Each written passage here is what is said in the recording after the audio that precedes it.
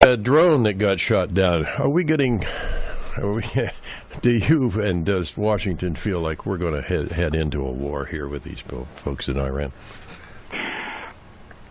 I certainly hope not. The good news is the president's restoration of sanctions against Iran is working dramatically. It is having a huge impact on the Iranian economy. It has greatly strengthened the Iranian resistance freedom-fighting forces who are within Iran. Several times we have been on the brink of an internal revolution in Iran that would depose the mullahs, only to have the United States blunder in under Obama and, in the case of the nuclear deal, literally send them hundreds of millions of dollars and euros in cash, literally in shrink-wrapped cargo pallets on U.S. cargo planes. We flew that money into Tehran, which again paid for the Iranian government to increase its terrorism around the world and increase its internal grip on the people of Iran. Well, those days are over under the Trump administration. He's restored the sanctions. They're working, and we're starting to see enormous pressure building within Iran.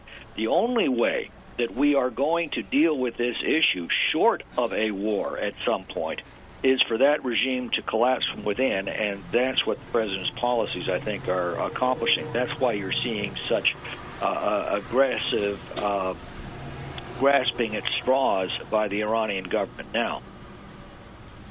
Tom, in the situation with the border, is there any movement at all in this area? I mean, it just appears as though there's only two people who seems to be interested in that, and that is the press and the president. Is there any action at all with the House on dealing with this issue? Oh, absolutely. The House, no. In fact, quite the contrary. They're making the matter worse. They just passed an amnesty bill out of the House last week, week before last, that actually encourages more illegal immigration. No, their policy is open borders. They won't admit it, but all of their actions support an open borders policy, which would be absolutely deadly to our country. But the good news is the president is acting. I spent yesterday morning with Mark Morgan, the new acting ICE director. In fact, former ICE director in the last year of the Obama administration. So, a bipartisan guy. And they are absolutely determined to fulfill the president's order, and that is to those who've already been through the process. The president announced that we are now going to go out, seek out, and actively deport those illegal aliens who've already been, they've claimed asylum, they've been through all of the court procedures, they have exhausted their appeals, they have been ordered out of this country, and they're still thumbing their noses at the law. Those are the people the president has ordered ICE to go after, and ICE is determined to do that. I think that could have a very profound effect on the entire illegal population in this country, which now may be numbering over 29 million, according to a report by Yale University a few months ago. So, yes, progress is being made, but not by the House of Representatives. The Democrats are actively encouraging this illegal immigration. Tom, the big change in Washington as of yesterday is president is now running for re-election. How does that change the day-to-day life there? Anything at all? No, I don't think it does. I think that the Democrats are going to continue this desperate scavenger hunt to try to salvage something of this monumental lie they've been telling for 2.5 years. It was completely undermined by the Mueller report.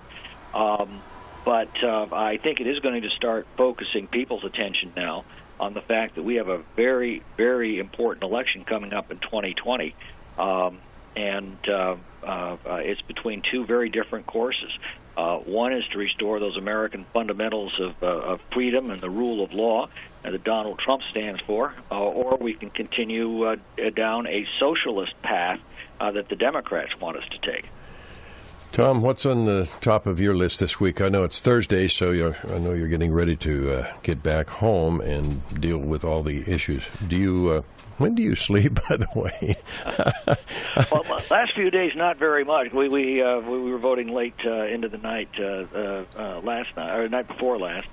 But anyway, what's going on right now, I'm on Judiciary Committee. We have a hearing starting in just a few minutes now. It's the latest in their preparation to impeach Donald Trump, which, by the way, they were calling for a week after he was elected in 2016.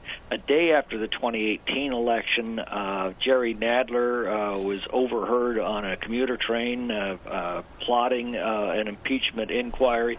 So this has been going on for a very long time. They won't admit it yet, but that's everything that they're planning on.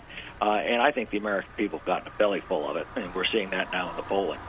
Well, and also the word impeachment, you talk to most people on the street, and a lot of folks who think that maybe impeachment is the right thing to do don't even understand it's only a process of investigation. Well, no, I mean, ultimately it can be used to remove a president, but only under the Constitution for treason, bribery, or other high crimes and misdemeanors. And when you start calling for impeachment 2 months before the guy's even sworn into office and has an opportunity to commit bribery, treason, or other high crimes and misdemeanors, your credibility is completely shot, and that's what the Democrats are dealing with it. But I think their real problem is this. There are now 3 major investigations going on into the abuse of power under the Obama administration to first concoct this monstrous lie of Russian collusion. And then using and by the way, they did that through the Clinton campaign, hiring a foreign spy to use Russian disinformation. The highest levels of the FBI, the Justice Department, and the intelligence agencies having participated in concocting this lie, then actively used their powers to promote it, used the most terrifying powers that we entrust our government in order to spy on an opposition campaign.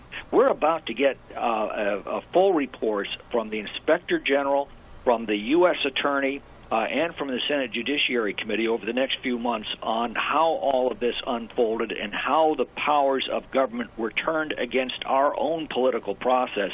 And I think that is going to be a huge eye-opener for the American people. There were actually 2 governments that were interfering in our 2016 election. The Russian government, through a lot of ham-handed propaganda, and the Obama administration by turning the most terrifying powers of our government against our own citizens.